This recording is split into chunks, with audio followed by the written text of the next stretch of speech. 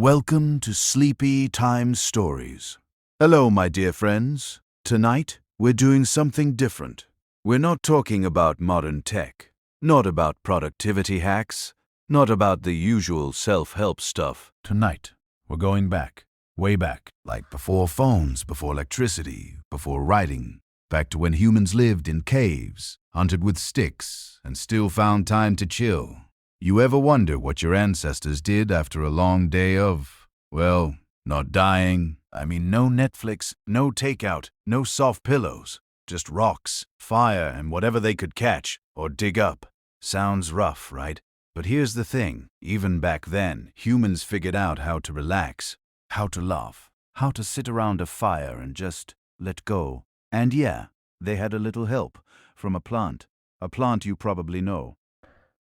So before we dive in, drop a like if you love history with a twist, and comment where you're watching from and what time it is. Let's see who's here with me tonight. All right, dim the lights, take a breath. Let's go prehistoric. Picture this. You're standing barefoot at the entrance of a cave. The ground is soft, cool dirt under your toes. Smoke curls lazily past your face. The fire inside crackles and pops. It's late. The hunt ended hours ago. Your belly is full, maybe some chewy roasted root, a strip of dried deer meat, and yeah, that weird mushroom that tasted bad but left you giggling. Across from you, someone plays a simple flute, probably carved from a bird bone. The notes are haunting. They repeat. The firelight dances on cave walls covered in old ochre handprints and strange swirling symbols. You're warm.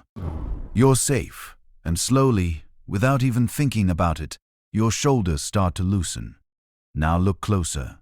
Someone near the fire is messing with a bundle of dried leaves. Not for cooking. Something else. They toss a pinch into the edge of the flames, and suddenly the smell changes. Sharp, earthy, a little skunky.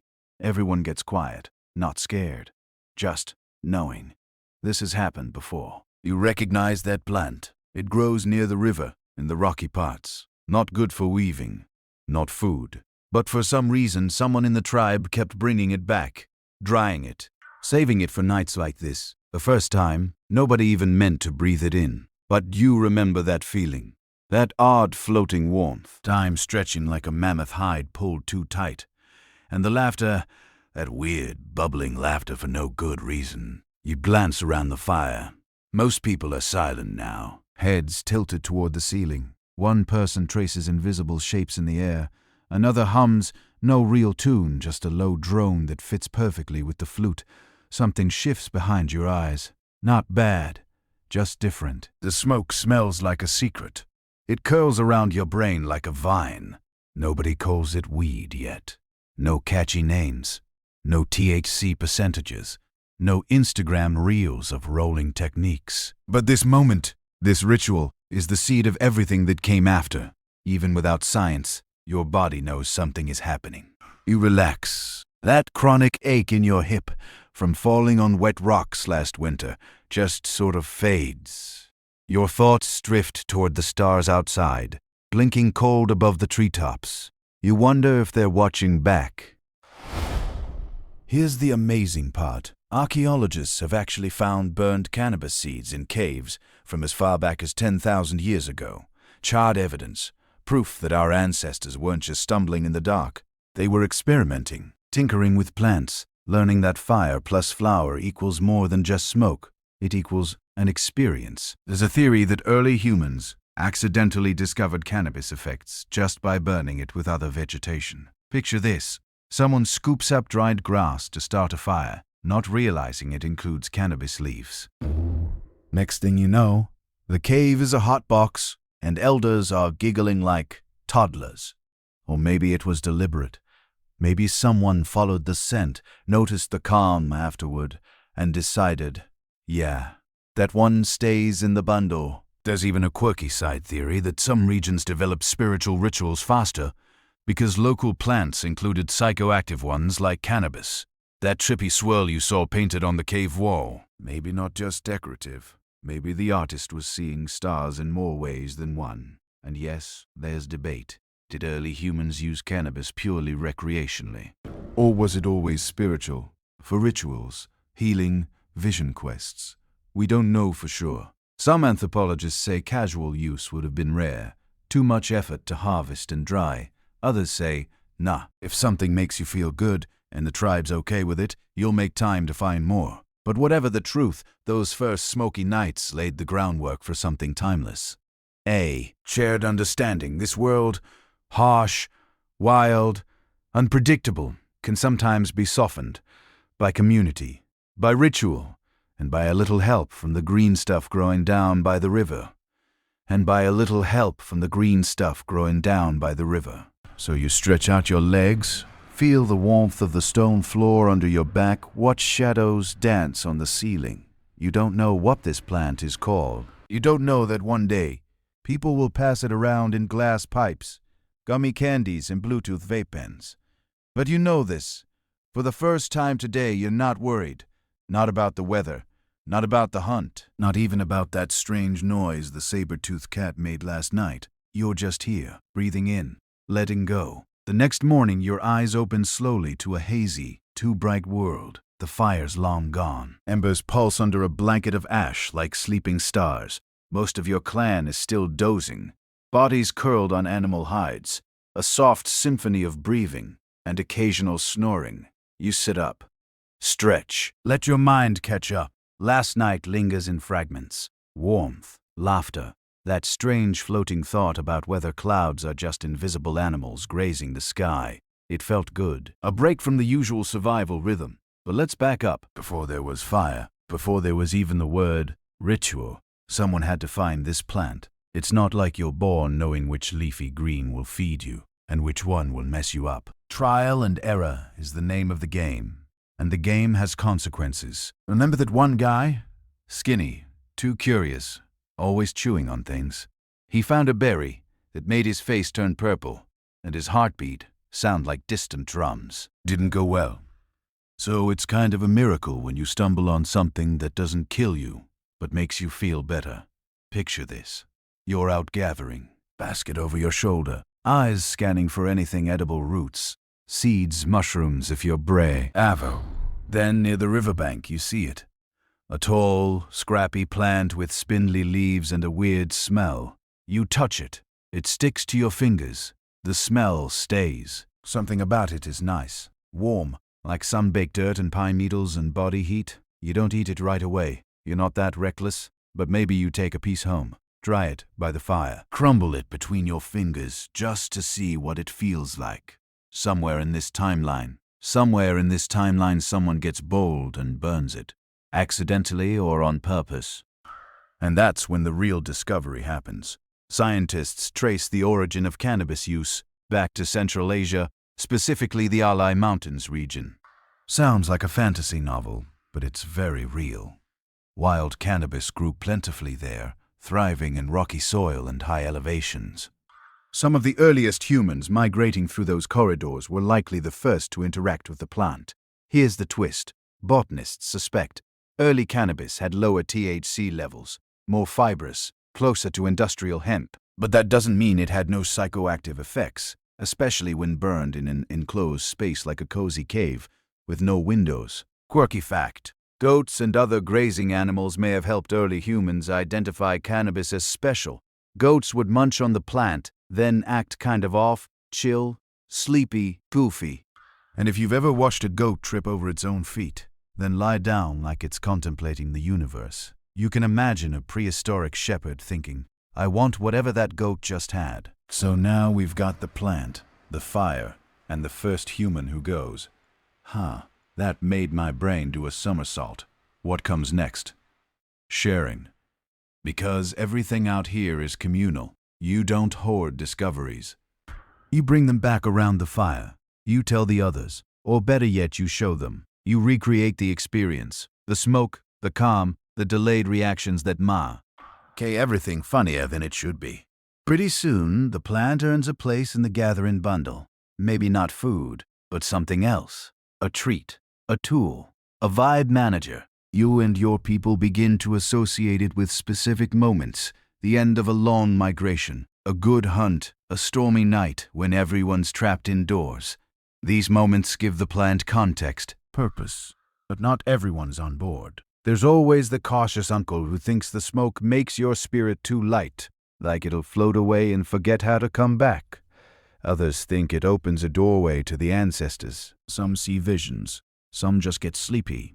There's debate, even in the Stone Age. That part never changes. There's also a question scholars still ask. Were humans actively cultivating cannabis this early, or was it all wild gathered?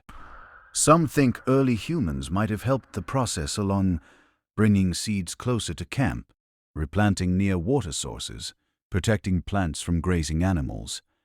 Not farming exactly, more like gentle encouragement. Fast forward, you're part of a small nomadic band wandering familiar trails between mountain valleys and riverbanks. Every year when the seasons turn, you know exactly where to find those skinny green plants. You look forward to it. It's like the universe's gift for making it through another cycle. You harvest it with care, dry it, share it, and yeah, sometimes you burn it just to feel good.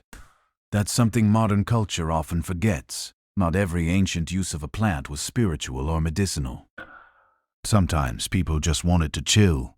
Like when the sun's down, the predators are quiet, and the world feels momentarily safe. You sit back, breathe deep, and let the smoke do its thing. Now you're up, brushing ash off your legs, stepping outside into cool morning light.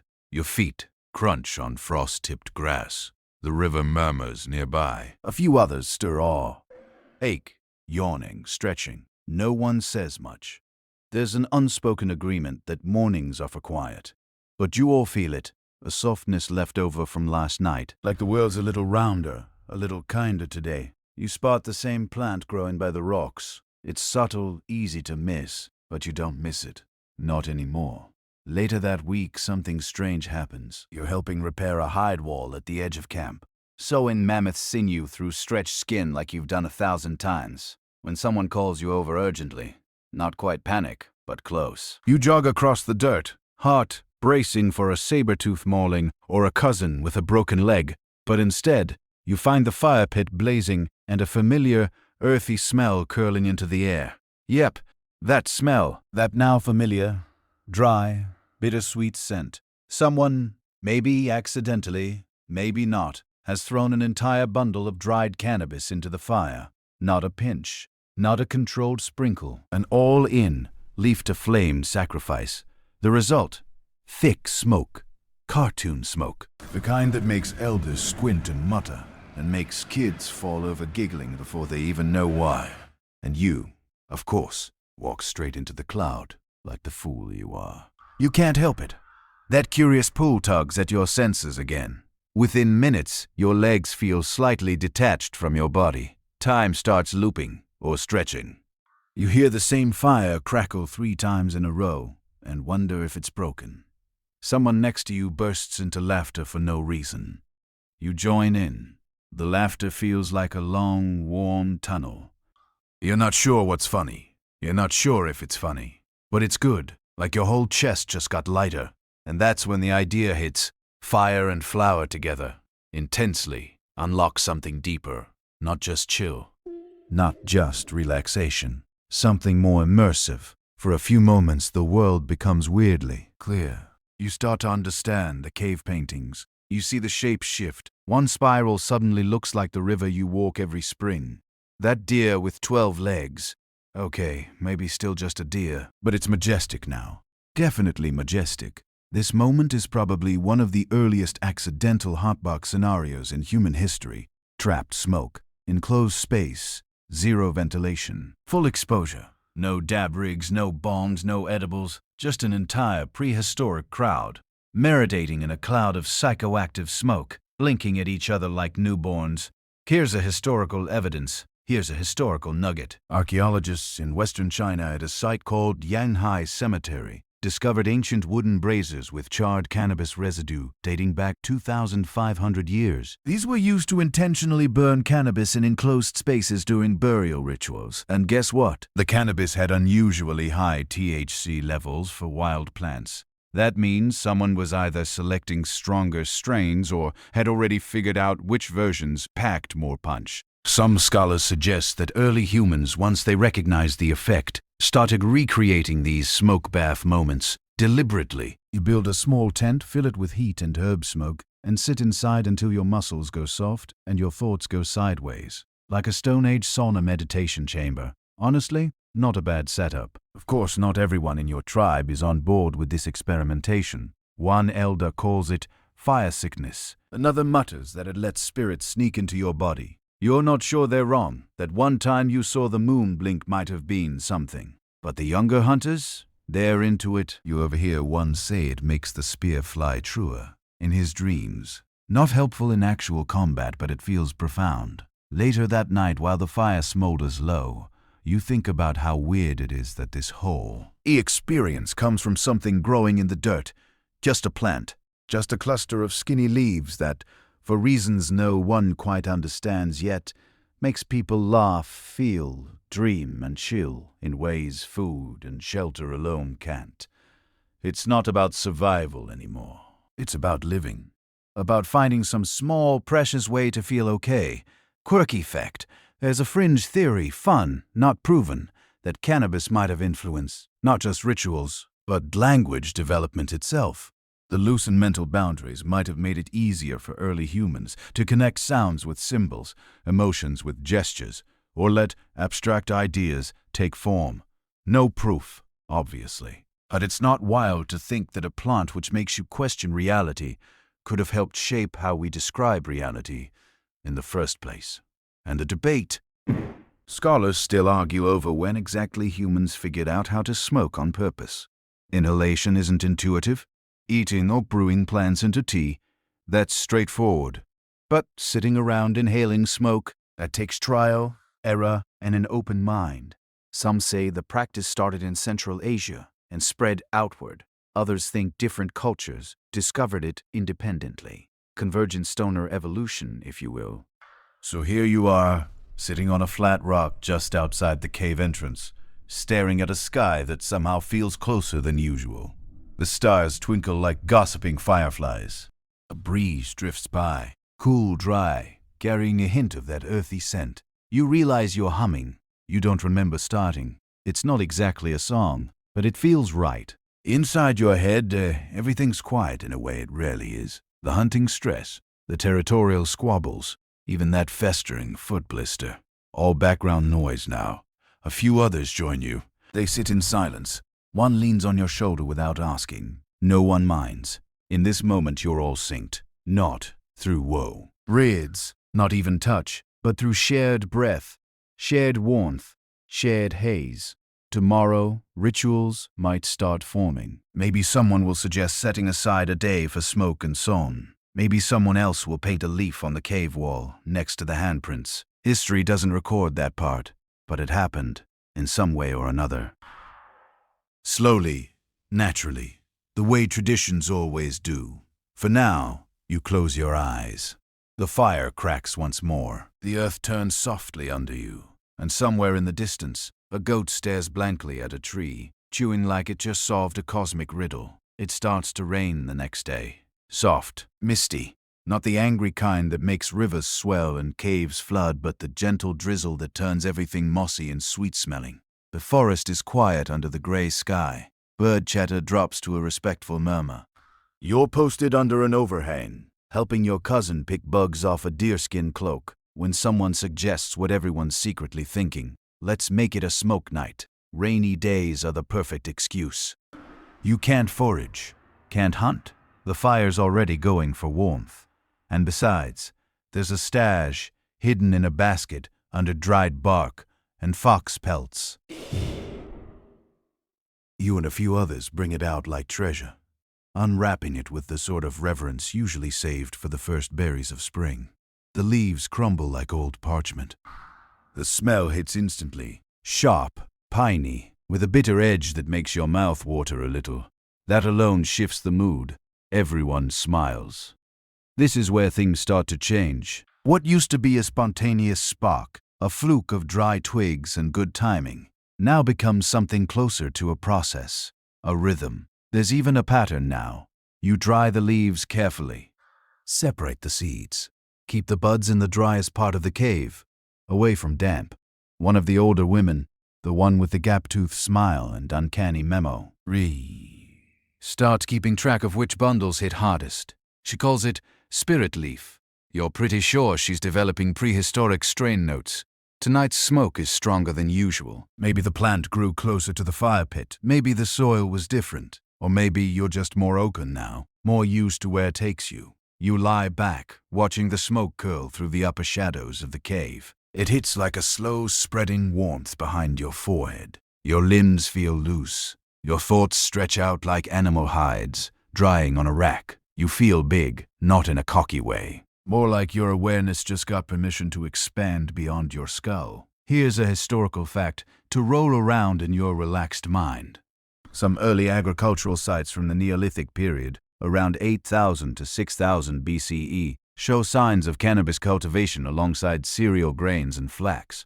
It wasn't just a wild find anymore. People were growing it, tending it, including it in their seasonal routines. Evidence from archaeological digs in places like Taiwan and northern China suggests cannabis might have been one of the first plants humans deliberately cultivated. Not just for rope or oil, but for its mind-altering effects. That means somewhere out there, some ancient farmer looked at wheat, and decided, both, let's do both. Back in your cave, someone starts humming. No words, just a slow melody that loops and loops until your brain grabs onto it like a vine. Another person joins in with a low beat, hand tapping on a hollow log, steady and heartbeat-like. And then someone starts telling a story, not one you've heard before. It doesn't really go anywhere, just strange images. Wolves with wings, rivers that flow upward, a tree made entirely of eyes. But somehow, right now, it all makes sense. Not logically, emotionally. It feels true. You realize the weed isn't just about real axing anymore. It's becoming part of how you think, how your people imagine. The stories get bigger, the symbols get weirder. Someone draws a spiraling pattern on the wall with soot and spit, says it came to them during a smoke dream. Someone else paints a deer but gives it human hands. It's bizarre. It's beautiful. And you notice something else. Everyone's just a little kinder on smoke nights. Fewer arguments, more listening, a gentler kind of laughter. Here's a fringe theory you might like. Some anthropologists suggest that the development of social rituals, group singing, storytelling, even prehistoric group therapy may have been influenced by shared experiences with psychoactive plants like cannabis. Not just inspired by them, but literally made possible by them. Like the smoke softened the hard edges of the ego enough to let empathy seep in. And if that sounds too poetic to be true, just remember what you felt the last time you got high with friends and suddenly realized you all had the same weird thought at once. Of course, there are skeptics, modern and ancient. Even in your group, not everyone's sold. One elder refuses to join, says it clouds your spirit, says you start seeing things that aren't there, and maybe he's not wrong. The other night, your younger cousin sat bolt upright during a smoke session and swore she saw her dead grandmother crouched by the fire, weaving nettle cord with invisible hands. Was it grief? Hallucination? Or did the smoke really thin the veil between worlds? That's the scholarly debate still ongoing today. Is cannabis just a chemical shortcut to altered states? Or does it allow access to something real, something hidden that your usual sober brain can't quite grasp? Some researchers lean hard on neuroscience, dopamine, endocannabinoid receptors, predictable chemical responses. Others, usually the ones who've had a few personal experiences, suspect there's more to it. Something sacred. Or at least something outside the lines of standard biology. Back in your own mind, it's quieter now, not sleepy, just balanced. You close your eyes and picture the tree made of eyes. It's not scary. It feels like it's watching over you. You think about your ancestors, long gone, faceless names, whispered at solstice gatherings. Maybe they sat around fires too. Maybe they shared the same plant. Maybe you're breathing the smoke they once did, feeling the same drift. The same comfort. Outside, the rain is still falling. You hear it ticking softly on leaves. In the distance, A thunderclap rolls by like a slow drum. No lightning, just sound. Deep, slow, echoing in your bones. Someone curls up beside you. Someone else is already snoring. You don't need words. The moment is full of smoke, full of meaning, full of something ancient. You smile even though your eyes are closed. You don't know the word for ritual yet, but you know what it feels like. It doesn't take long before someone tries to get clever about it. You're out collecting wood with a couple of the younger guys, and one of them, let's call him Proto-Stoner Steve, holds up a curved animal horn like he's discovered fire again. "We could put the smoke in here," he says, eyes bright, fingers twitchy. At first, everyone laughs. Ridiculous, you're gonna breathe through a goat horn. But then he adds, just the smoke, nothing else. No fire, no mess. And suddenly it's not so ridiculous anymore. That night, Steve gets a fire going and drops a few tight buds onto a flat stone, letting the smoke drift upward. He grabs his hollowed-out horn, leans over the smoke stream, and inhales. He coughs so hard he nearly falls backward into the fire pit. But when the coughing stops, he's got this dazed grin that says, "Worth it. Everyone watches. Curiosity is more infectious than laughter." So you try it next. The horn actually works. Not well, but enough. The smoke feels cleaner, more direct, like it's going straight to the part of your brain that handles dreams, music, and questionable decisions. Music and questionable decisions. And just like that, early cannabis tech is born. Not quite a pipe, not quite a vape, definitely not OSHA approved, but the first deliberate inhalation tool. You all spend hours refining the technique. Different horns, different angles, different ways of trapping the smoke. Someone tries covering the bowl with a rock slab to concentrate the fumes. Another genius, probably also named Steve, puts his head under a stretched hide to make a mini smoke tent. You're laughing, experimenting, eyes watering, and very, very high. This isn't just creativity for its own sake. This is the early spark of innovation. Humans are tinkerers. You can't help it. If something works, you want to make it better. More portable, more potent, more shareable. So it makes sense that cannabis culture, if you can call it that in 7000 BCE, starts shifting from casual communal smoke to something more deliberate, more structured. You're not just relaxing anymore. You're exploring. Here's a real historical link. Some of the earliest archaeological evidence for cannabis use includes not just the plant, but the paraphernalia. Pipes made of wood, bone, or clay. Charred bowls with resin traces. Containers lined with soot and ash, carefully sealed with stone lids. These weren't random leftovers. They were tools crafted and used over and over, probably passed down like your clan's favorite firestone or best fishing spear. You naturally start getting a bit possessive about your horn. You stash it in your sleeping nook. You carve little notches on it, one for each time it made you see stars while sitting still. It's not sacred exactly, but it's yours. You feel better when it's nearby. The comfort object with a kick. Meanwhile, the tribe's shaman, healer, spirit walker, depending on who's telling the story, has been watching all this with quiet approval. She's older than most, quiet as fog, silver braids and eyes that seem to know your thoughts before you say them. One night after you pass her the horn and she takes a surprisingly deep hit, she begins to chant. Not words, really. Sounds, old syllables no one else uses anymore. Her voice wavers low and rhythmic, like a stream under ice. Suddenly, the vibe in the cave shifts. The smoke stops being casual. The fire seems brighter. Someone says they saw sparks lifting in a spiral that didn't follow the wind. Someone else swears the soot on the walls began to shimmer. You're not sure what you believe, but your skin is covered in goosebumps. The air feels thick with something you can't name. For the first time, weed isn't just a break. It's a bridge between now and something deeper. Between body and spirit. Between questions and answers you didn't even know you had. Historical fact time. In many early societies, cannabis was used not recreationally, but spiritually. Ancient shamans in Central Asia, performing burial rites, while burning cannabis in censers carved from stone. Early Indo-Iranian priests using it during fire rituals. where smoke was seen as the medium connecting earth to the divine. Cannabis didn't just make you feel high, it elevated the ceremony, made it sacred, made it real. Now, this isn't without its critics. Even today, scholars debate whether ancient cannabis use was primarily medicinal, spiritual, or both.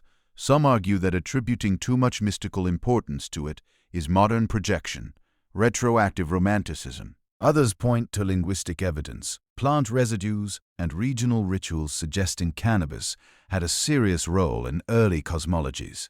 It wasn't just "this gets me giggly." It was "this helps me talk to the ancestors." Big difference. You don't know the academic breakdown, of course. But you know that ever since that night with the shaman, things have changed around camp. People wait for smoke nights. They prepare for them. Clean the cave. Bring special stones. Wash with river water beforehand. The sessions stretch longer, feel deeper. More songs, more dreams. People remember their dreams now. One girl claimed she traveled through the belly of a snake and came back with a new drum beat. Someone else painted the first ever eye symbol on the cave wall. 4 eyes, one in each cardinal direction. You feel it too. Not every time. Sometimes the smoke just makes you laugh and fall asleep before the embers fade. But other times it opens you. Not like a door, more like a window you didn't know was there. You feel yourself stretching into stories that haven't been told yet. You picture the future not as prophecy, but as potential. You see yourself older, wiser, maybe even teaching the next group of curious kids how to hollow a horn and not pass out on their first puff. There's comfort in that thought. So tonight, as the fire dances and the horn passes from hand to hand, you settle into your usual spot. Warm rock at your back, fur under your legs. The smoke tastes different this time, sharper. Maybe it's the resin, maybe it's the mood. But as your breath slows and the night pulls you in, you realize something important. You're not just getting high anymore, you're learning. You're squinting into the wind, watching dust curl across a rocky plateau, when you realize you've left behind the forest, the cave, and most of your old life. The clan has been moving for weeks, following herds, tracing the edge of a drying river, pushing toward the mountains. Everyone keeps whispering about. The stories say they're full of odds and fire spirits and invisible winds that strip your flesh but leave your bones humming. You're not entirely convinced, but you go anyway.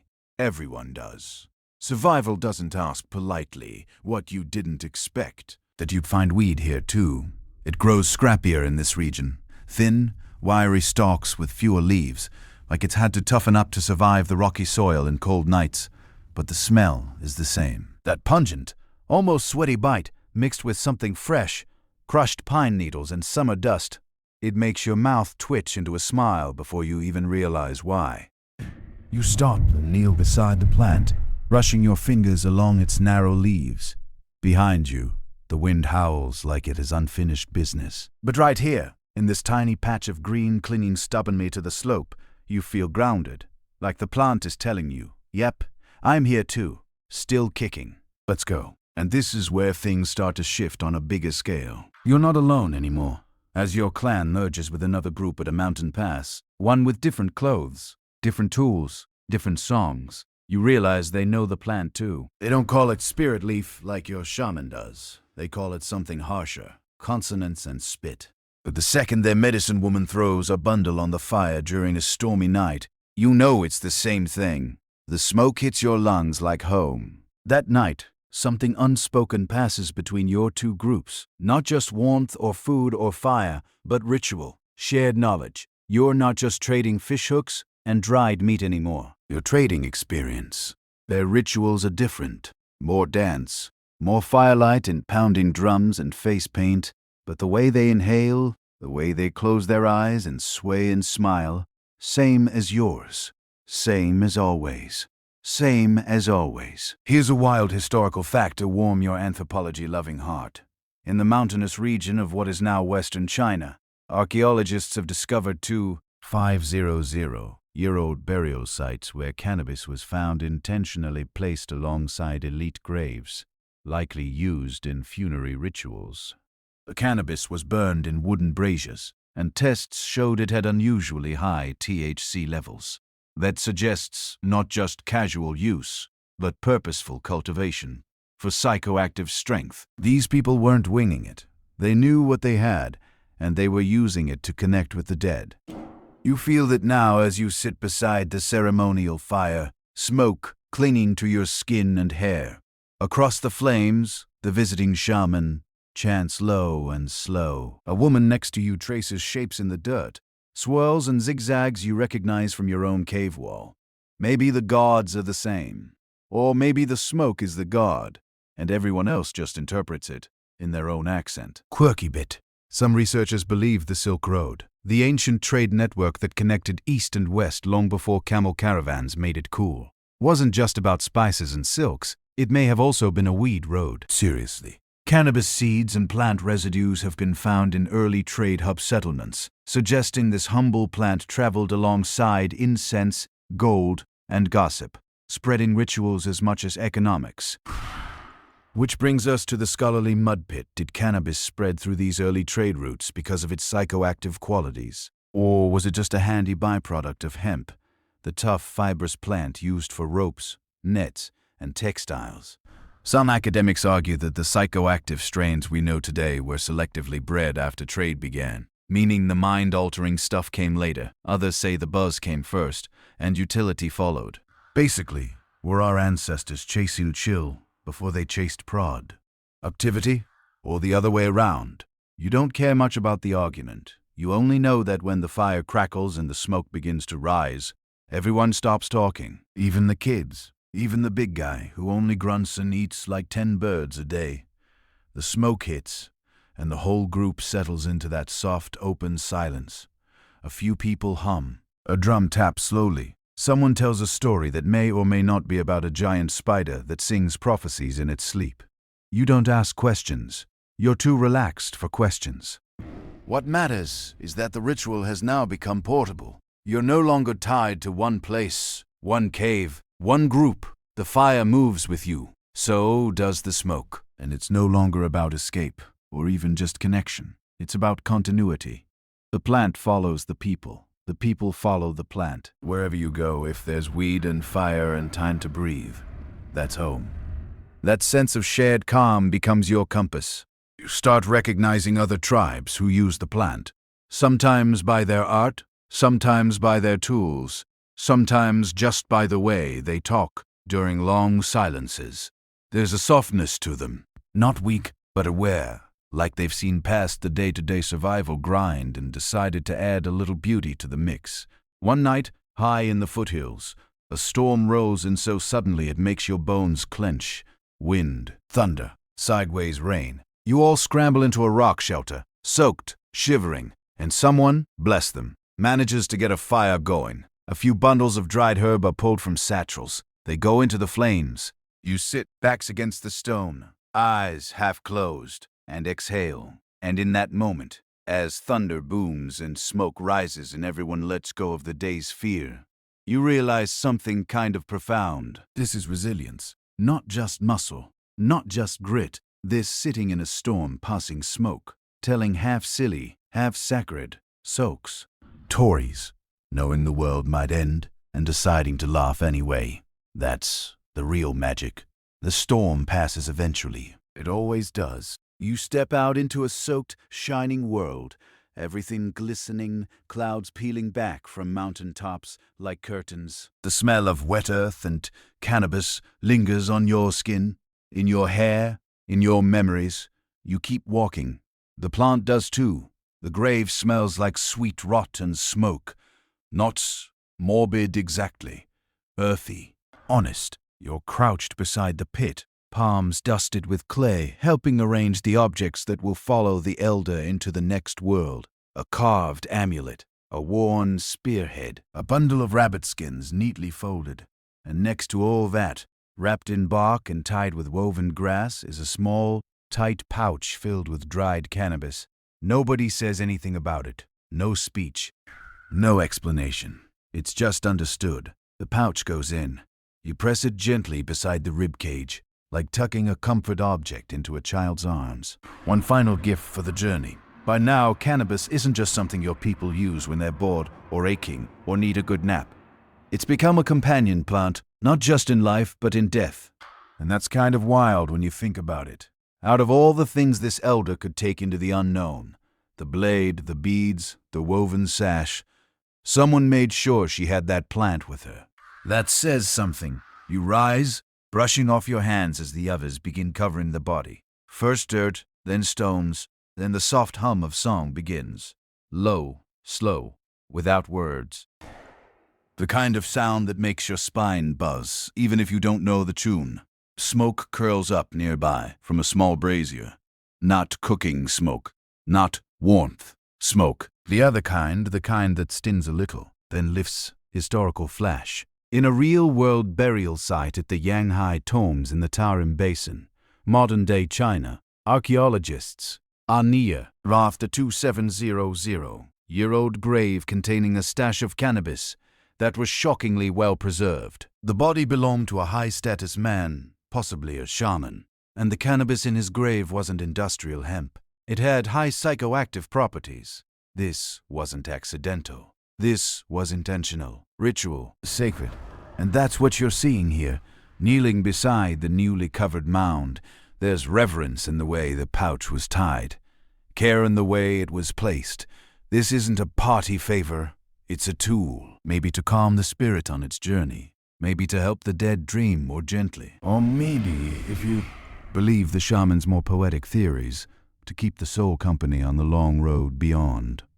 Someone beside you sighs deeply, almost like a prayer. Then, one by one, your people drop small offerings onto the stones. Feathers, bits of quartz, a tooth from a favorite dog. You find yourself pulling out a shred of dried bud from your own pouch. You crumble it gently between your fingers, letting the smell drift over the grave. The wind carries it upward. That night, the tribe stays quiet. No fire games, no loud chewing or crude jokes, just quiet conversations. Heads close together. The fire burns low, mostly for light. The small pipe, newer, more carefully carved, is passed from hand to hand. Each person takes one slow inhale, just one. No overdoing it, no laughter this time. The mood is too thick, too heavy, too sacred. You feel it settle in your chest. The same warmth as always, but slower. It doesn't lift you so much as soften you. Grief moves more gently through your ribs. You think about the elder, her sharp voice, her quick fingers, the way she once stitched your cloak without being asked. She always saved the best parts of the plant for nights like this. You remember her hands, always smelling like resin and river water. And in the back of your mind, a strange, lit thought forms. Maybe the dead don't need the smoke, but we do. To reach them. To open the door. To say goodbye without breaking apart. There's a weird fringe theory for that too. Some scholars, usually the more fringe spiritual anthropologists, believe that certain psychoactive substances allowed early humans to invent the concept of the afterlife. That through altered states people were able to visualize death not as an end but as a transition. Think about that. The act of smoking a plant might have helped your ancestors imagine something beyond the body. Not because they were high and making stuff up, but because they were, for the first time, seeing connections their usual minds couldn't make. You lie back that night, not to sleep, just to be still. The stars overhead seem unusually sharp, cold but not distant. The smoke still lingers, light, silvery, less pungent now. You watch it drift up toward the sky and wonder if it knows where it's going, if it finds the one who's gone, if it carries messages the way the shaman says it does. You remember a story she told once, half a moon ago, around a very different fire, that souls are like birds, restless, curious. And that cannabis, smoked or burned, is like breadcrumbs scattered along the spirit's path. A way of keeping them calm as they move on. A way of showing them they're not alone. It sounds silly now, but tonight, you hope it's true. You hope that elder is floating just past the edge of the clouds, head tilted toward the smoke, smiling her crooked smile. Smiling her crooked smile. You wrap yourself tighter in your fur cloak. The fire cracks once, then settles. A few soft murmurs drift through camp. Someone coughs. Someone else stirs, then snores. And somewhere far off, past the river, Past the hills, a lone wolf howls once and stops. Sleep comes slowly, but it does come, and when it does, it brings dreams of smoke trails, stars, and quiet footsteps over moss. Morning arrives in pieces. First, thin gray light slipping through tree branches, then the slow creak of sore joints, the soft thud of feet against packed earth. Finally, the sound of someone hacking up a dream in their throat. You stretch beneath your fur, crusted eyes blinking against the light. Your first thought isn't food or weather, it's the plant. You wonder if there's any left in the pouch tied to your belt. Just a little, enough for a soft inhale or two before your next task, whatever that might be. And that right there is when it hits you. This thing, this ritual, this smoke, this practice. It's no longer just for special nights or sacred moments. It's becoming normal. A daily part of life. Like fire, like flint, like the clumsy rhythm of language rolling off your tongue. Not everyone in the group uses it every day, but some do. Quietly, efficiently. It's becoming habit. And habit, in your world, is evolution in motion. You watch a woman from the southern hills rub a sticky resin along a cut on her ankle. Someone else is chewing the seeds. Just chewing them, not even burning, saying it helps with hunger. The shaman now stores some of the dried leaves with the herbs for fever. And a younger healer has started mixing cannabis with poppy for a sleep paste. It's everywhere, in medicine, in meals, in moments of silence. You're living in a time before names, before doses, before labels. But what you're witnessing is the birth of a full-blown, multi-use cultural relationship with a plant. So it's no surprise when one of the quiet lads from the weaving tent suggests trying to grow it himself. You're shocked at first. Grow it on purpose, like grain or flax. But he shrugs and says, "We always find it near the stream. Maybe it likes water." And just like that, he starts experimenting. He sets down seeds along the edge of a warm, sheltered slope, clears a few stones, waters it carefully with a hollow gourd. You tease him at first. Next, you'll be asking it to sing you songs. But deep down, you're impressed. He isn't the first either. There's growing archaeological evidence from Neolithic sites in Asia, suggesting early humans began domesticating cannabis, not just for fibers and oils, but also for its psychoactive qualities. In Taiwan, 6,000-year-old pottery shards have been found with cannabis fiber impressions. And even earlier hints in parts of Western China suggest people were deliberately collecting and replanting it. The line between wild and cultivated starts to blur. You start noticing the changes in a cultivated plant. Bigger leaves, fatter, the smell a little stronger, the resin thicker, tackier. And when it's burned, the effect hits faster, clearer, with less smoke. The tried quickly becomes, let's call it, interested. Suddenly, that quiet weaving kid is very popular. Here's the quirky bit. Hemp and cannabis are technically the same species, Cannabis sativa, but their properties differ wildly, depending on how they're grown. The plants your ancestors wove into rope had almost no THC. The ones they set fire to for spiritual or social use, higher resin content, grown in sunlight with care. It's entirely possible that early humans figured this out not with science, but with patience and observation. They may not have had microscopes, but they had a lot of time and a deep sense of what worked. So the plant becomes more than useful. It becomes a choice, a friend, something you intentionally nurture. And like all things humans choose to nurture, it starts showing up everywhere. One elder starts rubbing it into wool before spinning, says it makes the fibers glide easier through her fingers. A hunter tucks a pinch of dried bud behind his ear before leaving at dawn, says it keeps him alert in the hills. And around the fire, someone proposes mixing cannabis smoke with tree bark resin during ceremonies. You try it once and end up seeing a rabbit with 4 ears teach you a song about snow. Was it real? Doesn't matter. The song was catchy. Of course, with growing familiarity comes growing interpretation. The plant begins to pick up meaning. One group paints its 7-lobed leaf beside river patterns on a stone tablet. Another sings about it during new moons, saying it helps the dream stay close.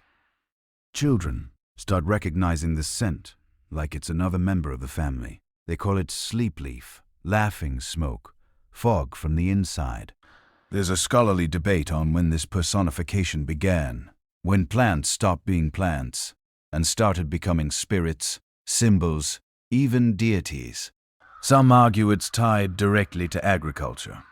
When humans began cultivating plants, they began to see them as beings worthy of respect, maybe even worship. Others believe the psychoactive effect itself made cannabis seem alive in a way other plants didn't. After all, this thing changed you, spoke to you, took you somewhere. Isn't that what gods do? You think about that as you walk the slope with the weaver turned grower. His plants are short, shrubby, struggling a bit against the cold wind, but they're alive. You squat beside one, breathing in its scent. The sun is low, staining everything gold. And as you reach out and gently brush a stem, you find yourself whispering, "Grow well," not a prayer, not quite, just a wish. The harvest festival begins with smoke and ends with song, and in between, a whole lot of sweating, feasting, stumbling, and forgetting where you put your sandals. Not that you even wear sandals most of the time, but if you did, you'd definitely lose them today. Everyone's buzzing. The grains have been gathered, the roots stored, the meat dried. It's one of the few times of year when you're not working for survival of every second. And that kind of relief hits different when you know winter is watching from just beyond the hills. The fire's already blazing when you arrive, arms full of twisted fruit bread and a fat jug of fermented berry mash. And there, placed with great care near the center stone, is the biggest bundle of cannabis you've ever seen, tied with dyed cord. Its buds heavy, with glistening resin. It's not just for smoking tonight. It's an offering, a centerpiece, a symbol of what this strange, fragrant plant has come to mean. Not just escape, not just healing, but celebration. You remember a time not so long ago when this would have felt like indulgence, or heresy, or both. But now it's tradition. You've watched how it transforms people. Not just the heady rush of the high, but the way it changes how they listen to each other. How they sit longer at the fire, how their songs stretch out like rivers. The plant has become part of the festival itself. It's not an add-on. It's one of the reasons you gather. Someone tosses the first bundle into the flames, with a ceremonial flair that's clearly improvised. The smoke rises fast, thick, and rich. The crowd cheers. Someone starts playing a drum, not quite on rhythm. Doesn't matter. Rhythm will catch up later. You sit down, exhale, and wait for the wave to hit. When it does, it's not sudden. It's a soft unraveling. Your muscles slacken. The tight, nagging corners of your thoughts melt. The noise around you becomes music, even if it's just 3 people hitting sticks together, and one guy trying to sing in 2 tones at once. And suddenly, you're laughing, shoulders shaking, eyes leaking tears for no reason except that someone next to you described the sun as a juicy hot melon in the sky, and it broke your brain a little. Let's talk facts. Around 3000 to 1000 BCE during the Bronze Age, cannabis was absolutely on the scene across Central Asia, parts of the Middle East, and even some Eastern European cultures. Burial mounds from the region, especially those attributed to Indo-European steppe tribes like the Yamna or early Scythians, contain traces of cannabis, and more than just burial use. There's evidence of regular ceremonial burning, pipes, and even early tinctures. Some scholars argue these communities used it during feasts, rites of passage, and seasonal festivals, not unlike the one you're currently vibing through. The air is thick now, not choking, just potent. It wraps around you like a heavy blanket. You feel each breath like it's your first. Someone beside you paints spirals on your arm with mud and ash. You don't ask why. The spirals feel inevitable. Right. Even the kid dances past, arms flailing, eyes wide with that unfiltered awe only children and very, very stoned adults can maintain for more than 10 minutes. You lean back and look at the fire through the haze. And for a moment, just a moment, you feel time loosen, like you're not sitting in the now, but in a looping thread connected to other festivals, other fires, other harvests. You picture another version of yourself in another tribe, laughing just as hard, just as free. You wonder if this is what ancestors feel when they're remembered, like echoes catching warmth. Here's a quirky theory for the night. Some anthropologists have proposed that early cannabis use played a role in the development of synchronized group behaviors, things like communal dancing, chanting, and collective trance states. Not because it forced people to act the same, but because it gently nudged individual egos out of the way, making space for group flow. That moment when a song just happens, when everyone's feet land at the same time, when laughter spreads like wildfire. Yeah, the plant helps, and yet there's still debate. Always is. Some argue that cannabis use in ancient rituals wasn't nearly as widespread as other entheogens like psilocybin mushrooms or fly agaric. Those get the spotlight for shamanic journeys and divine madness. Cannabis, they say, is too mild, too earthy, more body than vision. But others push back, pointing to burial sites, burned seed evidence, and ancient texts that mention smoke that calms the spirit. Cannabis may not rip your soul through a rainbow dimension, but it does make grief gentler, laughter longer, and stories easier to believe. Back at your fire, the dancing has truly begun. Someone's carved a rhythm onto a hollow log that sounds like a heartbeat, mixed with thunder. People sway without plan. They step around the flames like it's a slow ritual, but no one's told them what to do. They just know. You're up now, too. Feet in the dirt, arms loose, head tipping back to watch the stars dance above you. Later, someone passes you a baked root wrapped in leaves, still warm from the coals. It tastes like childhood, last winter, and a hint of mint someone probably didn't mean to add. You eat slowly, every bite like a ceremony. The weed made you hungry, yes, but it's more than that. It's made you present. Here in this breath, this moment. When you finally settle again, hours later, you curl up near the edge of the fire pit, with the sound of distant drums fading into the background. Smoke trails still hang in the air like soft ghosts. The stars blink, indifferent but beautiful. Your fingers trace the spiral on your arm, now dried and cracked. You close your eyes, and the festival continues behind your lids. Echoes of laughter, dancing shadows, the deep hum of a culture building itself around joy. And as sleep pulls you under, you think, this wasn't just a party. It was a memory forming in real time, a thread in a much older story. And once again, the plant was there, laughing with you, guiding you, showing you how to feel safe while being fully alive. You wake up in the middle of the night, not from a noise but from a feeling. The fire is mostly ash now, with one stubborn ember glowing like a tired eye. Around you the others are asleep, sprawled, snoring, tangled in blankets and each other's limbs. The air still smells faintly of roasted tubers, berry mash, and, of course, the ghost of that thick, spiraling cannabis smoke. Everything is still, like the world hit pause, but your body isn't done. Not yet. You sit up slowly, rubbing your arms against the cold and feel the faint buzz still humming behind your ribs. It's not sharp anymore. Not the giggly, loud kind of high you started the night with. This is the other kind. The deep, reflective wave. The one that doesn't ask you to dance or laugh, but to listen.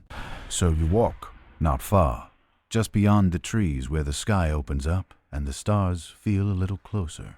You find a rock still warm from the day and settle on it like it's a throne. The quiet presses in. No drums, no chatter. Just the wind brushing through grass like fingers across a drumhead. And then, like a whisper from the dirt, you remember something the shaman said once, half asleep beside a dying fire. The plant doesn't always speak in noise. You understand now. Cannabis has become more than medicine, more than fuel for laughter or grief. It's becoming something in between, a translator, a tool for shifting layers of reality just enough to let the edges blur. Not erase, just soften. You sit there breathing slowly, letting your mind drift, not racing, not thinking, just watching. And you see something, not with your eyes exactly, but with whatever part of you notices things when your mind is quiet. A figure moving through the tall grass. Not a person, not an animal. A shape, a presence. It doesn't come close, doesn't threaten. It just moves calmly, deliberately, like it belongs to the land more than you do. And somehow, you're not scared. You're just aware. Here's a historical hit. The Scythians, a fierce nomadic people of the Eurasian steppe, were known to use cannabis in burial and purification rituals. Herodotus, the ancient Greek historian, wrote in the 5th century BCE about how Scythians would throw cannabis onto hot stones inside small tents, then sit inside shouting in joy at the effects. Sure, he probably exaggerated a little. Herodotus loved a good dramatic flourish, but archaeological digs in places like Piziri, Kurgan have confirmed his tales. Hemp seeds, charred residue, even gold vessels that once held cannabis mixtures. These weren't stoners, they were warriors, ritualists, people who saw cannabis as both cleansing and elevating. And you, right now, are part of that lineage. Sitting on your stone in the dark, you realize what those warriors must have felt after a funeral, or a battle, or a vision. The calm that comes after understanding something too big to explain. The high that's not fun, but sacred. You breathe deeply and the cold settles into your bones in a friendly way. You think of the harvest, of the dancing, of the tribe asleep behind you. You think of the plant curled in its basket back at camp like a sleeping animal. You think of how far you've come from that first accidental smoke night in a cave so many moons ago. Here's your fringe fact. There's a growing theory that cannabis wasn't just spread by trade. It was carried specifically by certain nomadic cultures, like the Scythians, who may have seen the plant as essential to their spiritual identity. Like, you don't travel without your gods, your weapons, or your weed. Some scholars believe it was a kind of mobile ritual, a way to keep their culture intact even as they wandered across hundreds of miles of wind-blasted plain. That tracks with your experience.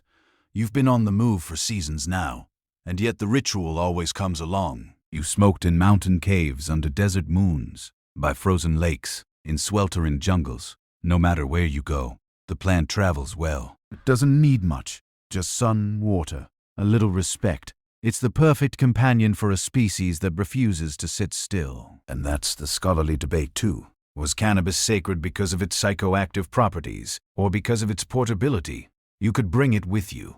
Use it for rope, food, oil, medicine, or dreaming. A real utility player. Some archaeologists argue it spread across Eurasia less because of religious awe and more because of practicality. But others say no, that when you look at how it was used, stored, honored in death, and burned in ceremony, you see clear signs of reverence. You shift on your rock, suddenly aware that the sky is lightening. A soft gray glow hugs the edge of the world. The stars begin to fade, one by one, like candles being gently pinched out. And with the coming sun, your body remembers it's supposed to be tired. You stand slowly, bones creaking, and head back toward camp. The fire is still a faint red pulse. A few others have stirred. One of them stares blankly into the coals, lips twitching with the ghost of a dream. Another murmurs a song that doesn't have words yet. You crawl under your blanket again, the ground cold, but the furs warm. Smoke still lingers in your hair, in your breath, in your thoughts. And just before you fall asleep, you think, maybe the Scythians were right. Maybe you should shout with joy when the smoke hits. Not because you're high, but because you're here. Alive, awake, connected, and for a moment, the world makes sense. The sun's already high by the time you emerge from the sleep cave. Hair wild, mouth dry, skin sticky with the memory of dream sweat. Outside, the world is buzzing. Bees hum over bright yellow flowers. Kids scream-laugh as they chase each other with willow branches. And somewhere across camp, someone's shouting at a goat in a tone that sounds both furious and fond. You stretch, yawn, and squint toward the cooking fire. What you're really looking for, though, isn't food. It's her, the elder with the crooked fingers, the sharp tongue, and the best cannabis pouch in 3 valleys. You spot her by the river, kneeling beside a basket of soaked flax. You trot over, grinning. She groans the second she sees you. You again, she mutters, pretending to be annoyed. But she hands you the pouch before you can ask. Before you can ask. It's warm from the sun, the cord softened from years of use. You sit down beside her, crumble a small pinch of leaf into your palm, and breathe in. She watches you, eyebrows raised. You're not going to offer an old woman a pinch. You roll your eyes and pass her half. Raised right, she says, smirking. You burn the herb in a flat little dish she carved last spring. The smoke rises in soft, slow ribbons. The breeze catches it, spinning it toward the trees, and the scent immediately calms your spine. The elder hums something low, a song you don't know, but recognize anyway. This quiet moment in the sun, with someone who remembers the same old festivals, the same first fires, the same awkward early experiments with goat horns and bad resin. This is what cannabis has become for you. Now, a language. Because not everything sacred needs to be loud or ceremonial. Sometimes it's just shared breath. The stillness between two people who don't need to fill every second with chatter. You inhale, exhale. The world softens just a little more. Let's talk history for a second. Specifically about early Chinese dynasties. While hemp was widely cultivated for rope, paper, and clothing as early as 2700 BCE, there's evidence that even back then, certain Chinese communities were experimenting with cannabis's psychoactive properties. The legendary emperor Shen Nong, said to have catalogued hundreds of medicinal plants, reportedly included cannabis in his pharmacopoeia. He didn't just use it for fiber or oil. He wrote that it could undo evil winds and bring clarity to the mind. Ancient code for this stuff hits. And what's fascinating is how many cultures kept cannabis on that slippery line between medicine and magic. For you, it's become both. You've used it to treat bruises, to relax a fevered child, to dull the pain of a rotting tooth. But you've also used it to cool dreams, to ease passing spirits, to open your thoughts like a cracked egg on festival nights. There's a curious little fringe theory that cannabis wasn't just a local medicine in early dynasties. It might have been politically protected. Some researchers argue that emperors or high priests may have selectively regulated or preserved cannabis strains that had psychoactive effects, believing them to be tools of divine communication. Whether that's true or a modern projection is up for debate, but the idea that people in high power saw cannabis as something more than practical is consistent across civilizations. Back at the riverbank, the elder is telling a story now, something about her own youth. A girl she kissed during a storm, a night with too much smoke and not enough sense. You laugh so hard you nearly spill the dish. She thumps your shoulder, like she's reminding your body to remember joy. You look up at the sky, tracing the soft arcs of clouds moving lazily eastward. You feel connected to them somehow, not in a mystical floating in the universe kind of way, more like siblings. You're just another part of this moment. Another thing drifting gently across the sky of your own life, and in that haze, a thought rolls in. Cannabis makes time stretch, but not in a scary way. It lets you sit inside it longer. Meals last forever. Conversations echo. The minutes wrap around you like moss. It's easy to feel old and young at the same time. You, sitting beside a woman with 1,000 stories, suddenly feel like you are one of those stories. Already, like someday, someone will remember this moment. The river, the pouch, the smoke drifting like a lazy thought. And here comes the scholarly tug of war. Was cannabis in ancient China a spiritual bridge or a medical staple? A government-controlled plant or a housewife's helper? A government-controlled plant or a housewife's helper? There's evidence on all sides. Some tombs contain bundles of the plant in decorative vessels, suggesting status and ritual. Others show signs of its use in everyday contexts. Teas, ointments, dried leaves pressed into fabric. The truth is probably both. Cannabis, like people, refuses to fit neatly into a single box. You pass the dish back and forth a few more times, until the smoke thins and your thoughts feel even again. The elder stands with a groan, stretches her back, and says, "That's enough sitting. My bones are turning to soup." She pats your head once, mock affectionate, then turns back to her flax, like the moment didn't mean everything. But it did. You stay there for a while, letting the scent of smoke and river cling to your skin. Then you rise, dish in hand, pouch back on your belt, and head toward the afternoon's chores. There's fish to clean, a water pot to patch, someone's child who insists there's a snake living in the food basket. Life goes on. Always does. But now, it goes on with smoke in your lungs and stories in your mouth. The road south is dusty, and your feet are tired before you even reach the second ridge. The landscape has shifted. Hills roll more gently now. The trees change shape. There's a warmth in the air that sticks to your skin. You're part of a traveling group again, this time smaller, looser. Just a handful of traders, dreamers, and one guy who claims he can talk to lizards. You don't ask questions anymore. People have their reasons. The goal is simple. Head toward the river basin, where the land fattens and the sky stops threatening snow every other week. More people live there.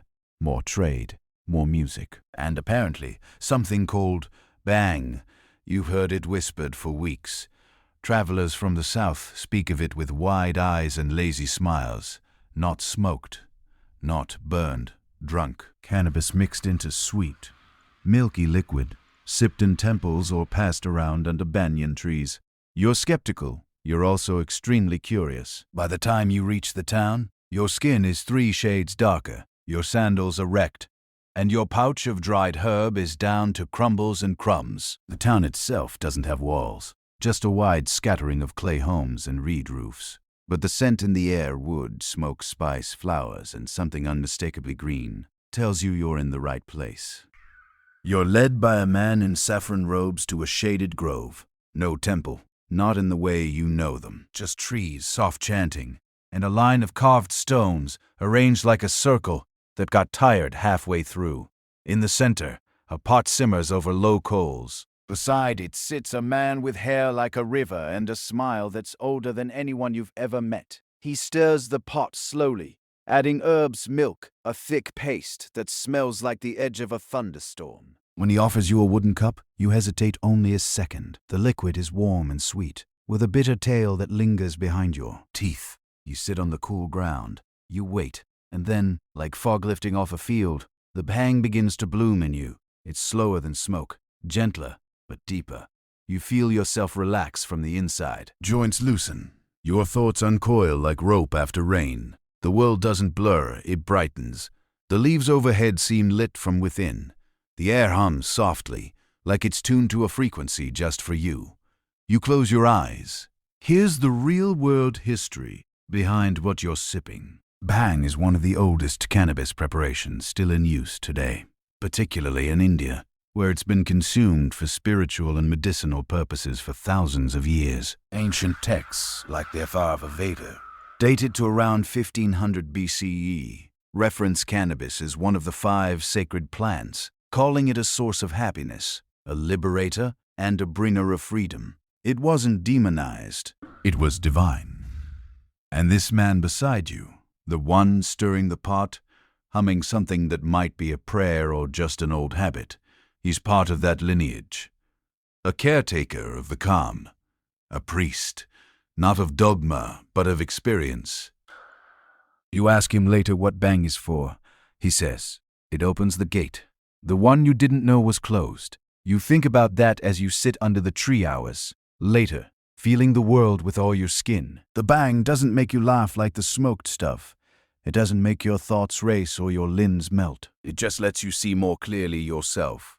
The people around you, the sounds between the sounds. You understand now why this isn't something you burn. It's something you sip slowly, respectfully. It isn't a fire. It's water. Here's your quirky fact for the day. Bang was often consumed during Hindu religious festivals, most famously Holi, where color, chaos, and laughter reign supreme. But it was also used by ascetics, yogis, and mystics, seeking spiritual clarity, AI. Ding meditation, enhancing focus, quieting the restless body. Cannabis wasn't seen as a crutch. It was a tool, a bridge between the body and the eternal. And yet, scholars continue to argue over cannabis's place in ancient Indian culture. Some claim its sacred status was exaggerated over time, retrofitted into mythology. Others point to consistent references across scriptures and oral traditions. The preserved rituals and the plant's integration into temple rites as undeniable proof of its sacred role. But for you, the proof is personal. The bang sits in your belly like a warm ember. You feel no urgency, no weight, just presence. You're not reaching for insight. It's settling into you, like dew on morning grass. Someone brings a stringed instrument and begins to play. No lyrics, just a slow, winding melody that feels like it was written centuries ago, just to soundtrack this moment. You lie back on the grass, arms spread, and look up through the trees. The leaves ripple in waves. The sky is too blue to be legal.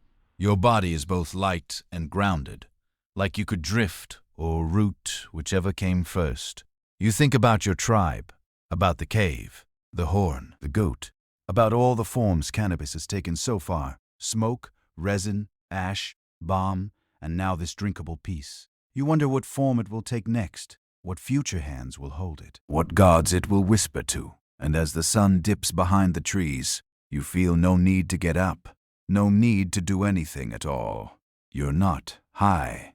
You're open. You don't plan to stay in the river basin for long, but weeks slide by like silt in water. Every time you think about leaving, someone brings you a new blend of bang to try, or invites you to sit in on a poetry circle under the banyan trees, or plays an instrument with so few strings it should be a joke, yet somehow makes you cry like your heart's being gently wrung out.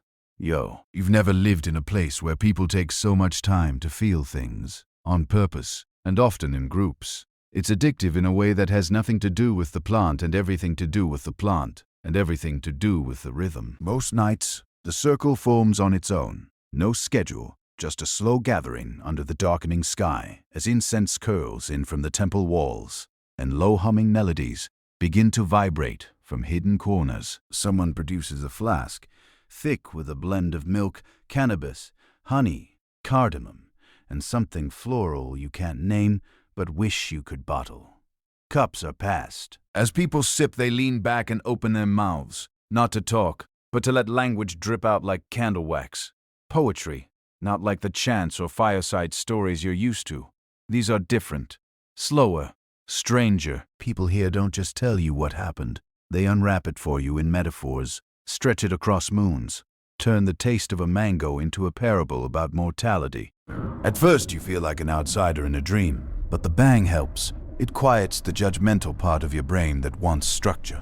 You begin to feel the meanings instead of trying to pin them down.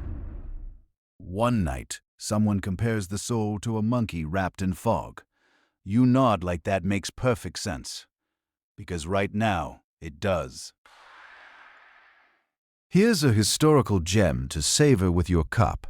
In ancient Persia, cannabis was known as ban, borrowed likely from early Indo-Iranian language roots, shared with Northern Indo-Iranian language roots, shared with Northern India. It appears in Zoroastrian texts like the Avesta, used by priests in spiritual rituals and described as a good narcotic. During religious ceremonies, a sacred drink called halma was often prepared, sometimes infused with psychoactive herbs. While scholars still debate whether cannabis was part of the original halma recipe, later interpretations and regional derivatives point to its presence in ritual and medicine alike. You imagine those Zoroastrian firekeepers, robed, reverent, lighting flames that burn day and night, lifting cups to gods older than mountains. You wonder if they felt the same slow unfurling in their bellies as you do now.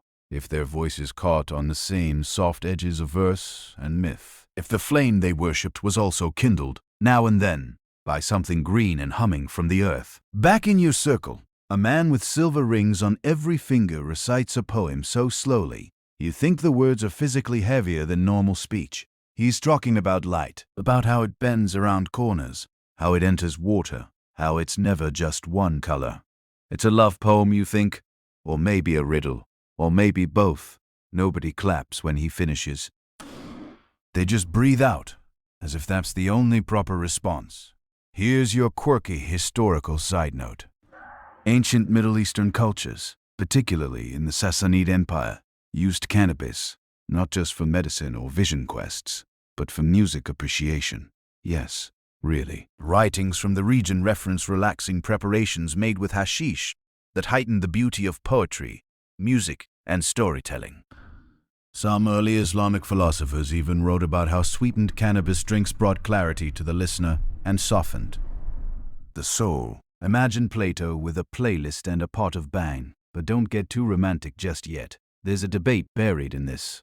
As always, some scholars argue these accounts overstate the ritual use of cannabis, that its appearance in poetry or spiritual texts may be more symbolic than pharmacological. They suggest bang and hashish became cultural icons, shorthand for altered consciousness, without necessarily being used every time someone wanted to feel divine. Others argue the opposite, that cannabis use was deeply embedded in ritual, and that these references are just the tip of the historical iceberg.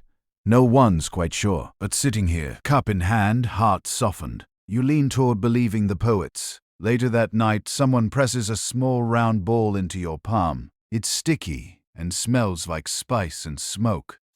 Hashish, they whisper. Try with care. You nod solemnly, like you're about to take communion. The taste is bitter.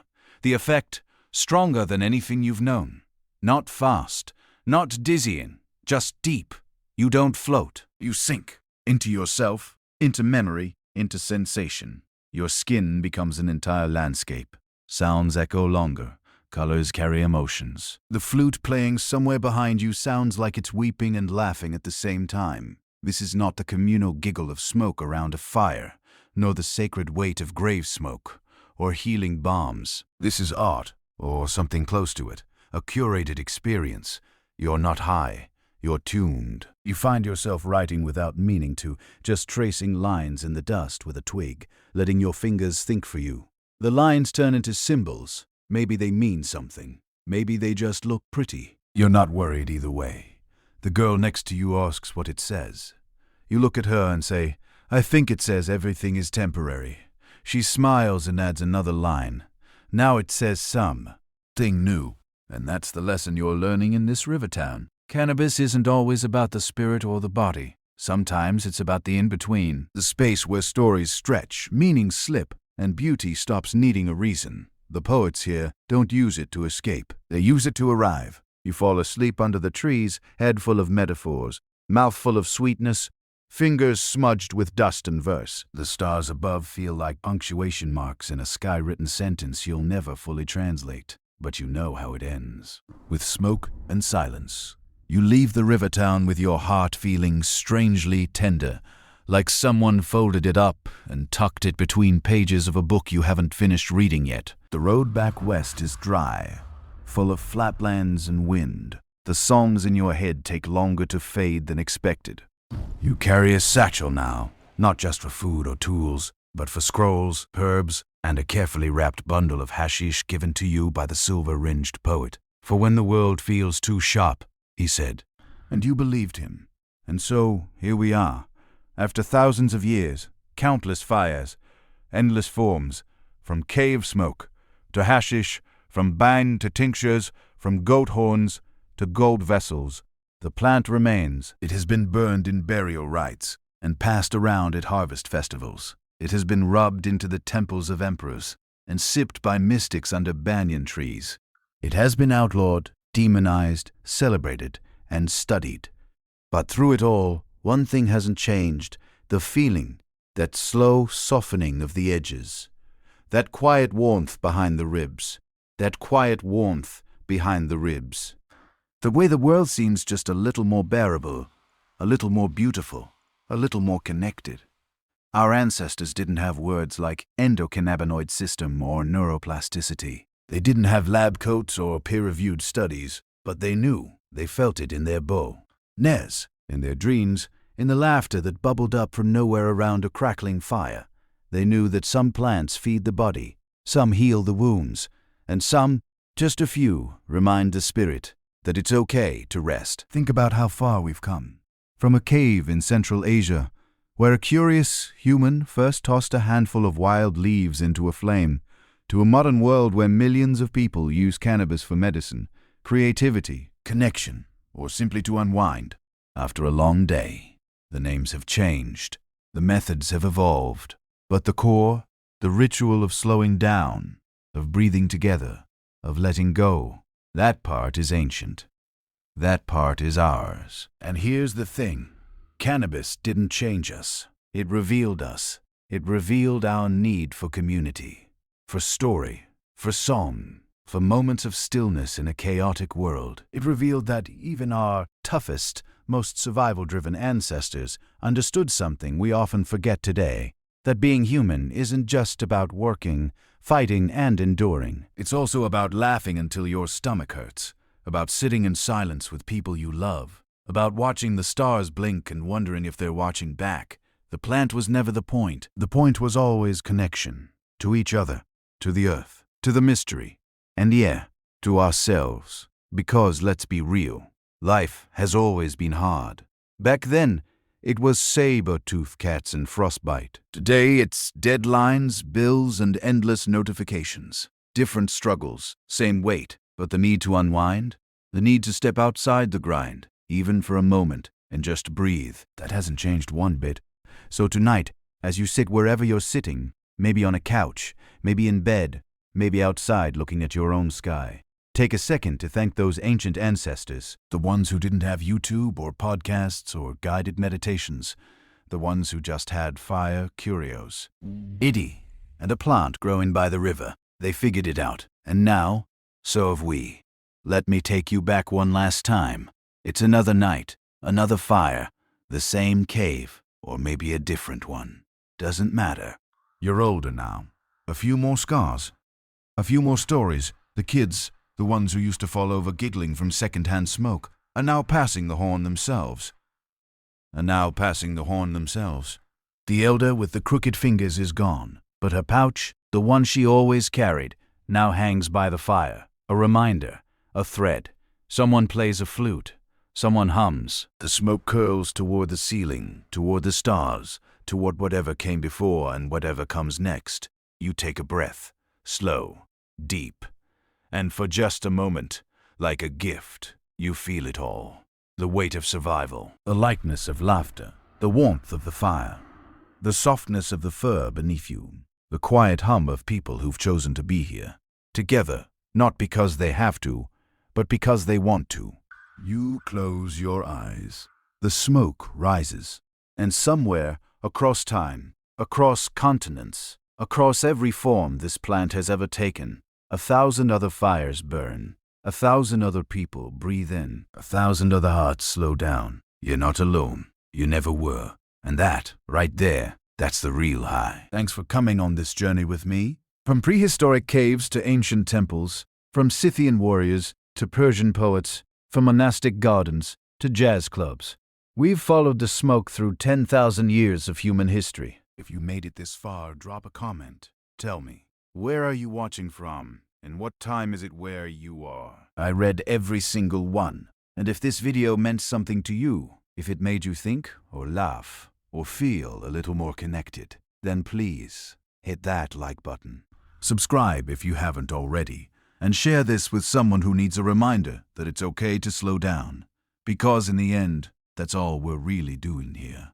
Slowing down, breathing deep, remembering that we're human. And that's enough. Take care of yourselves. Take care of each other. And wherever you are, whatever form your own ritual takes, may your fire stay warm, your smoke rise gently, and your heart stay soft. See you in the next one.